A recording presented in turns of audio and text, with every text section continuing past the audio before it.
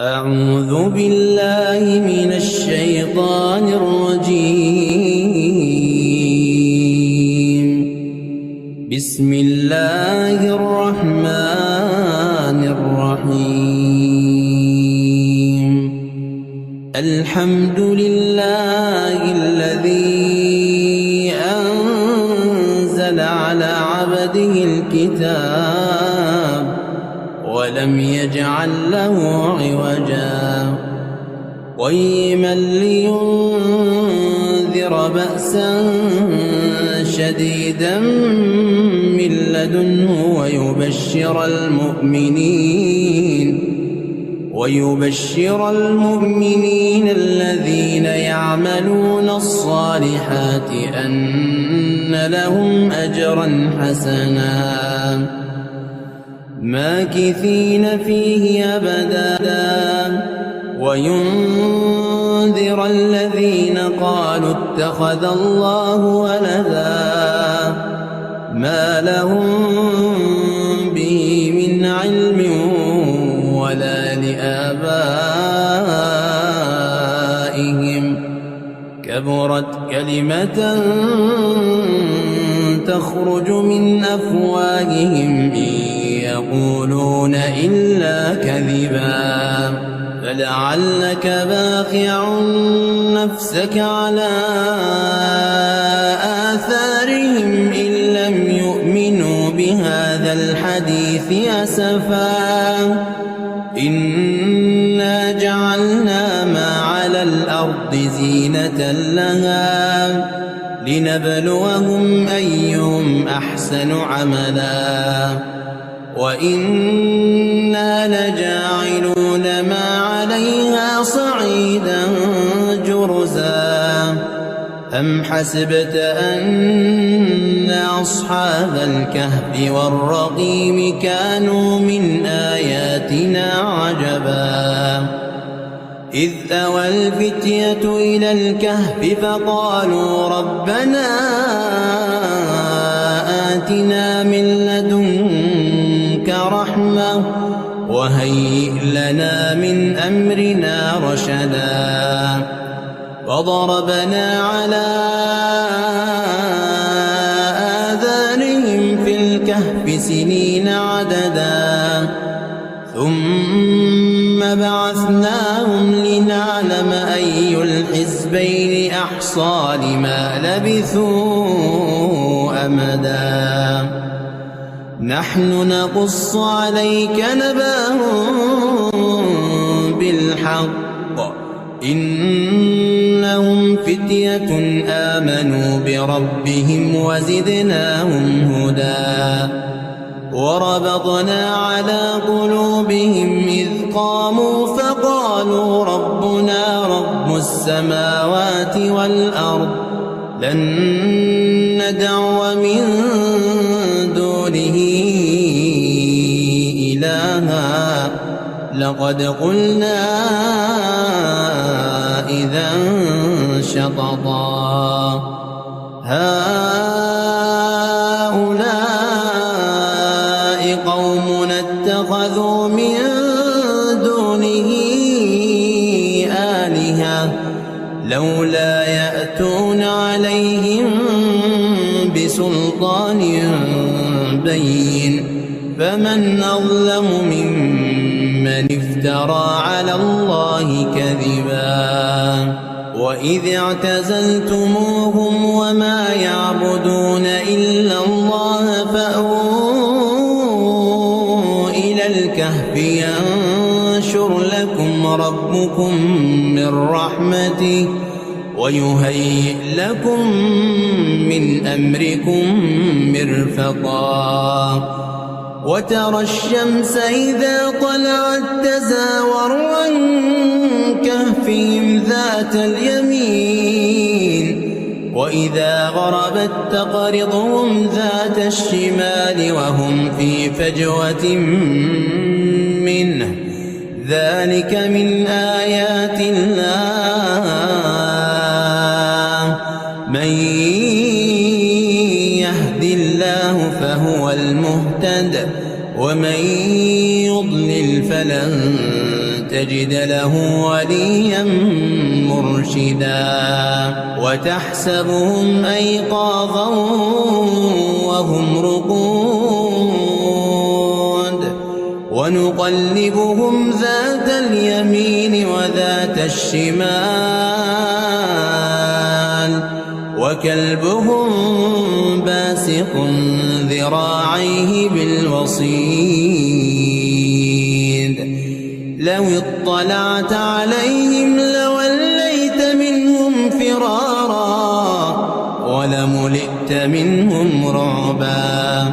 وكذلك بعثناهم ليتساءلوا بينهم قال قائل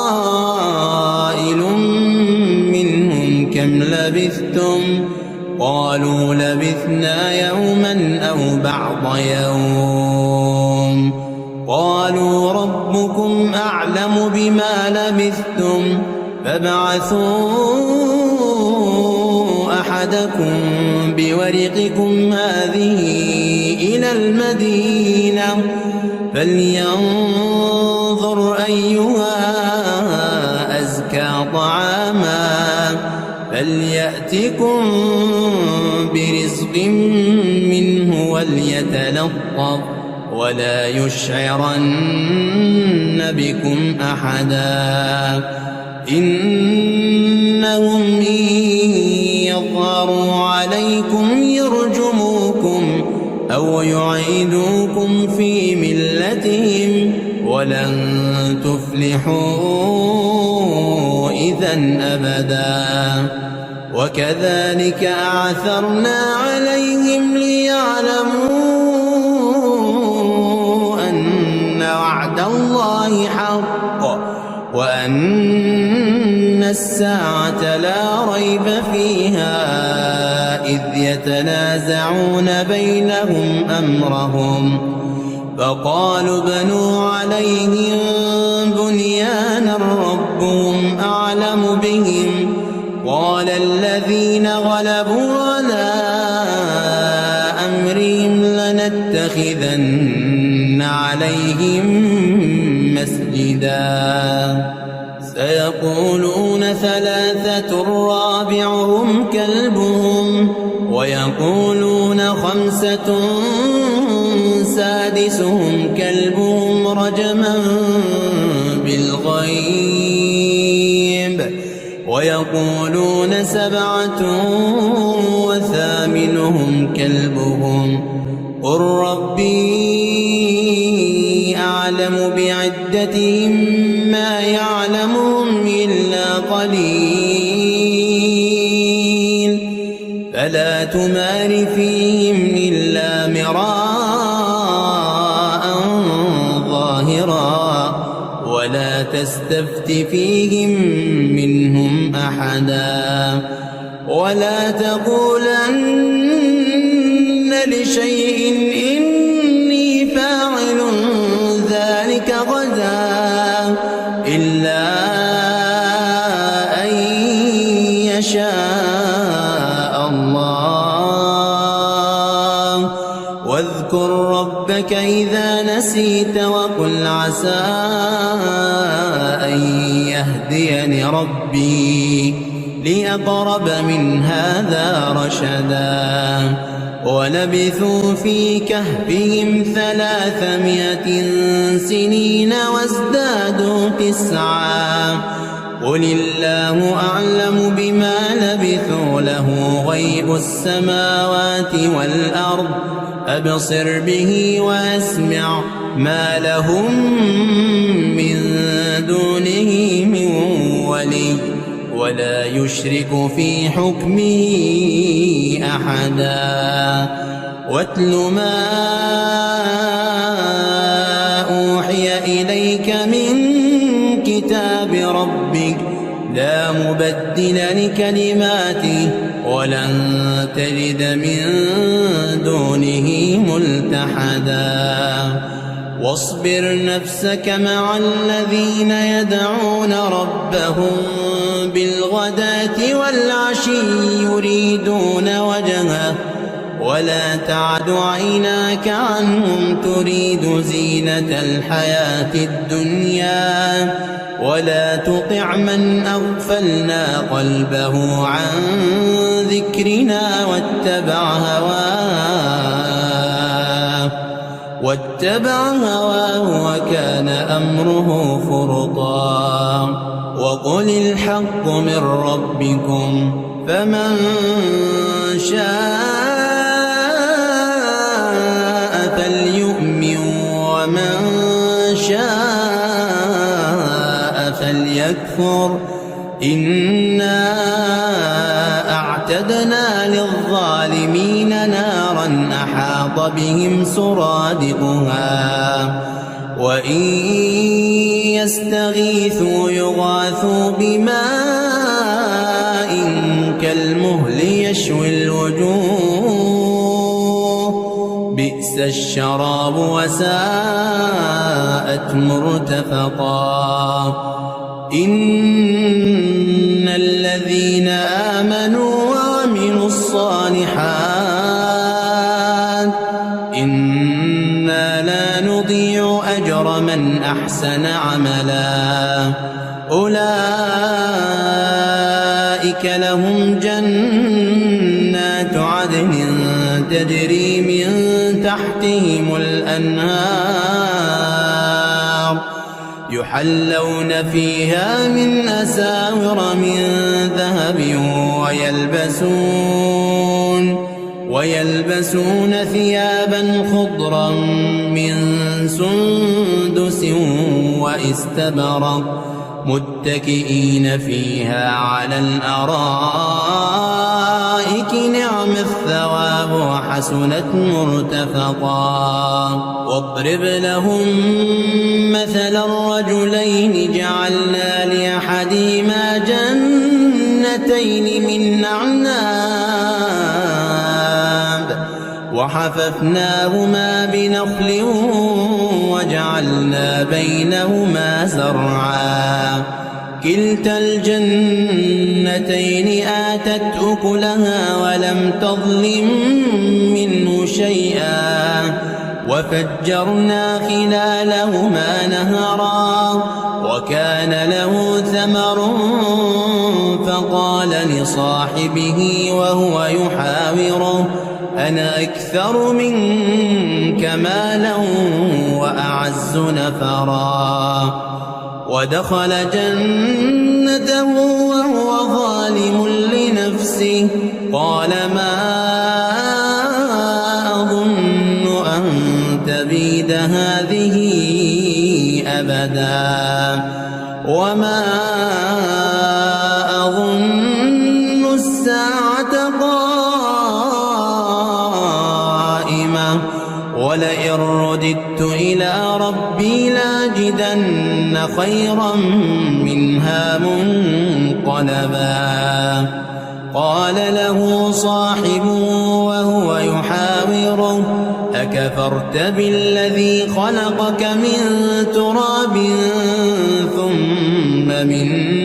نطفة ثم سواك رجلا لكن هو الله ربي ولا أشرك بربي أحدا ولولا إذ دخلت جنتك قلت ما شاء الله لا قوة إلا بالله إن ترني أنا أقل منك مالا وولدا فعسى ربي أن يؤتيني خيرا من جنتك ويرسل عليها حسبانا من السماء فتصبح صعيدا زلقا أو يصبح ماؤها غورا فلن تستطيع له طلبا وأحيط بثمره فأصبح يقلب كفيه على ما وأنفق فيها وهي خاوية على عروشها ويقول يا ليتني لم أشرك بربي أحدا ولم تكن له فئة ينصرونه من دون الله وما كان منتصرا هنالك الولاية لله الحق هو خير ثوابا وخير عقبا واضرب لهم مثل الحياة الدنيا كماء إن أنزلناه من السماء فاختلط به نبات الأرض فأصبح هشيما تذروه الرياح وكان الله على كل شيء مقتدرا المال والبنون زينة الحياة الدنيا والباقيات الصالحات خير عند ربك ثوابا وخير أملا ويوم نسير الجبال وترى الأرض بارزة وحشرناهم فلم نغادر منهم أحدا وعرضوا على ربك صفا لقد جئتمونا كما خلقناكم أول مرة بل زعمتم أن لن نجعل لكم موعدا ووضع الكتاب فترى المجرمين مشفقين مما فيه ويقولون يا ويلتنا ما لهذا الكتاب لا يغادر صغيرة ولا كبيرة إلا أحصاها ووجدوا ما عملوا حاضرا ولا يظلم ربك أحدا وإذ قلنا للملائكة اسجدوا لآدم فسجدوا إلا إبليس كان من الجن ففسق عن أمر ربه أفتتخذونه وذريته أولياء من دوني وهم لكم عدو بئس للظالمين بدلا ما أشهدتهم خلق السماوات والأرض ولا خلق أنفسهم وما كنت متخذ المضلين عضدا ويوم يقول نادوا شركائي الذين زعمتم فدعوهم فلم يستجيبوا لهم وجعلنا بينهم موبقا ورأى المجرمون النار فظنوا أنهم مواقعوها ولم يجدوا عنها مصرفا ولقد صرفنا في هذا القرآن للناس من كل مثل وكان الإنسان أكثر شيء جدلا وما منع الناس أن يؤمنوا إذ جاءهم الهدى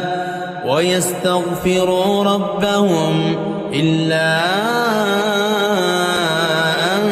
تأتيهم سنة الأولين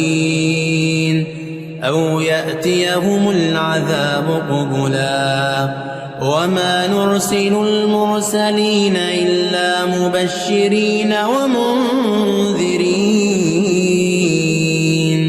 ويجادل الذين كفروا بالباطل ليدحضوا به الحق واتخذوا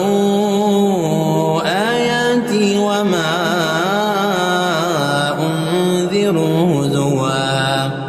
ومن أظلم ممن ذكر بآيات ربه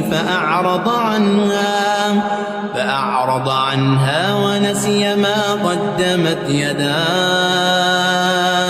إنا جعلنا على قلوبهم أكنة أن يفقهوه وفي آذانهم وقرا وإن تدعوهم إلى الهدى فلن يهتدوا إذا أبدا وربك الغفور ذو الرحمة لو يؤاخذهم بما كسبوا لعجل لهم العذاب بل لهم موعد لن يجدوا من دونه موئلا وتلك القرى أهلكناهم لما ظلموا وجعلنا لمهلكهم موعدا وإذ قال موسى لفتاه لا أبرح حتى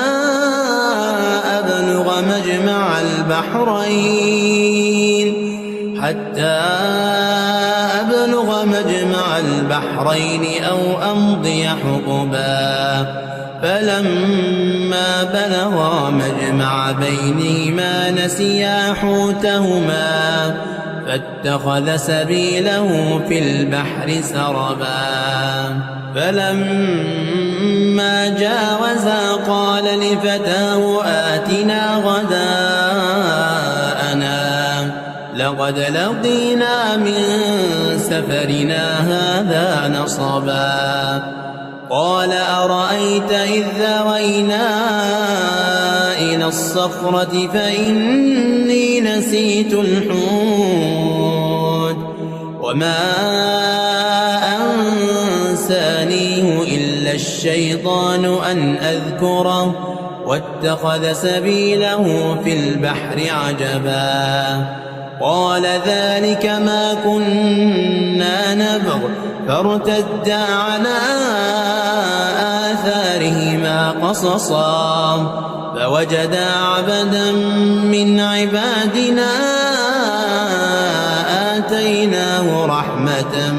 من عندنا وعلمناه من لدنا علما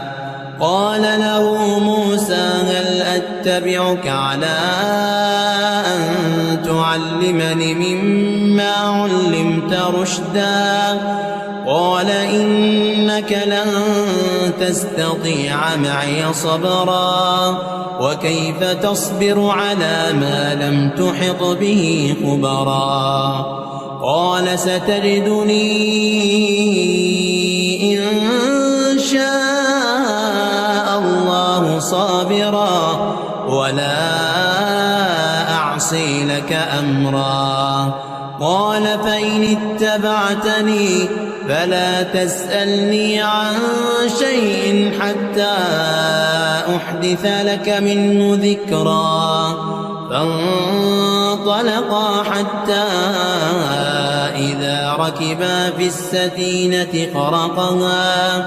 قال أخرقتها لتغرق أهلها لقد جئت شيئا إمرا قال ألم أقل إنك لن تستطيع معي صبرا قال لا تؤاخذني بما نسيت ولا ترهقني من أمري عسرا فانطلقا حتى إذا لقيا غلاما فقتله قال قتلت نفسا زكية بغير نفس لقد جئت شيئا نكرا قال ألم أقل لك إنك لن تستطيع معي صبرا قال إن سألتك عن شيء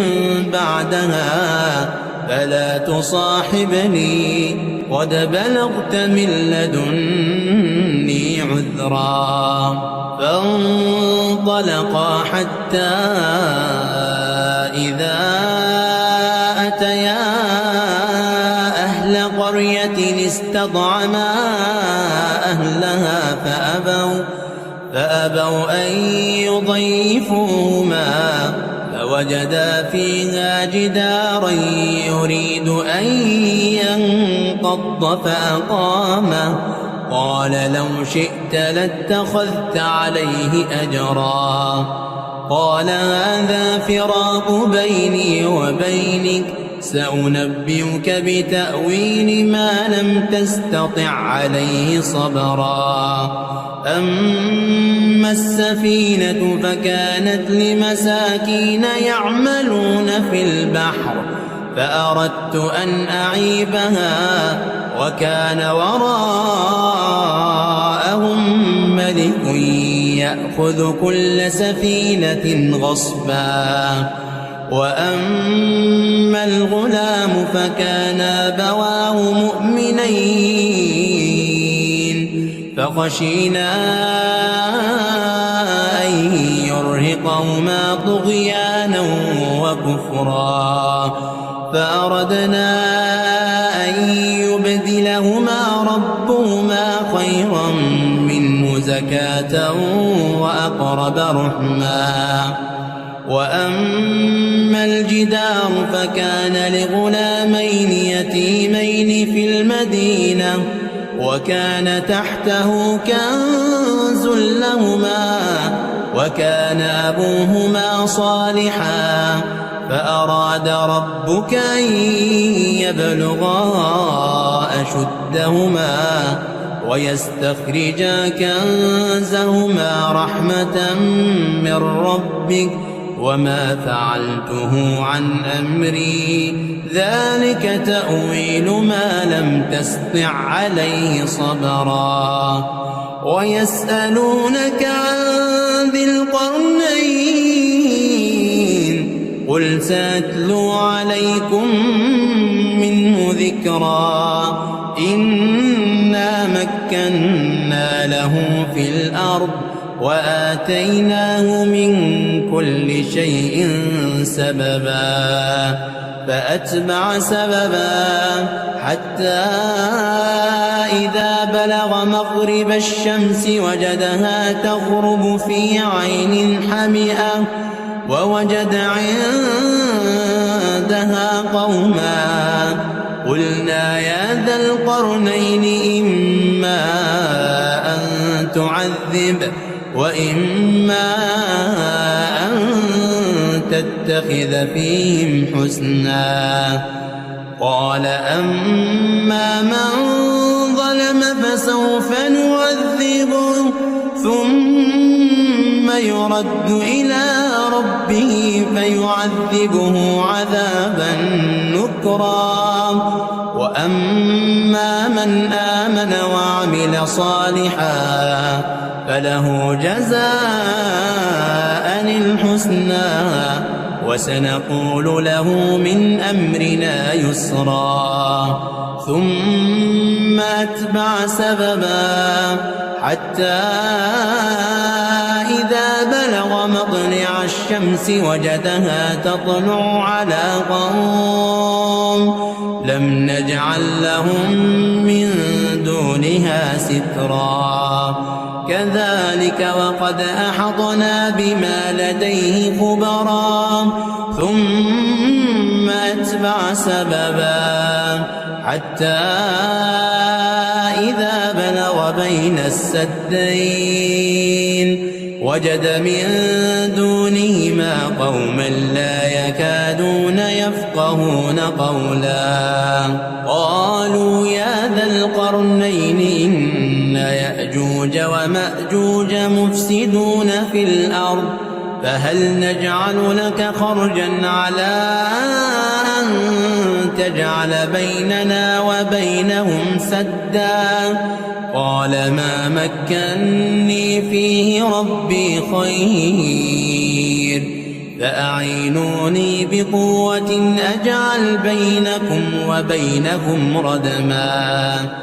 آتوني زبر الحديد حتى إذا ساوى بين الصدفين قال انفخوا حتى إذا جعله نارا قال آتوني أفرغ عليه قطرا فما استطاعوا أن يظهروا وما استطاعوا له نقبا قال هذا رحمة من ربي فإذا جاء وعد ربي جعله دكاء وكان وعد ربي حقا وتركنا بعضهم يومئذ يموج في بعض ونفخ بالصور فجمعناهم جمعا وعرضنا جهنم يومئذ للكافرين عرضا الذين كانت أعينهم في غطاء عن ذكري وكانوا لا يستطيعون سمعا أفحسب الذين كفروا أن يتخذوا عبادي من دوني أولياء إنا أعتدنا جهنم للكافرين نزلا قل هل ننبئكم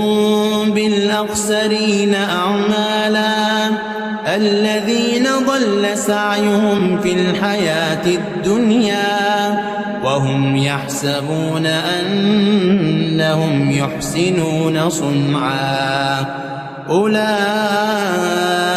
الذين كفروا بآيات ربهم ولقائه فحبطت أعمالهم فلا نقيم لهم يوم القيامة وزنا ذلك جزاؤهم جهنم بما كفروا واتخذوا آياتي ورسلي هزوا إن الذين آمنوا وعملوا الصالحات كانت لهم جنات الفردوس نزلا خالدين فيها لا يبغون عنها حولا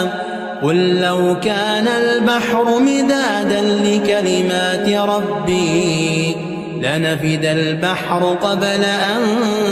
تنفد كلمات ربي ولو جئنا بمثله مددا قل إنما أنا بشر مثلكم يوحى إلي أنما إلهكم إله واحد فمن كان يرجو لقاء ربه فليعمل عملا صالحا ولا يشرك بعبادة ربه أحدا.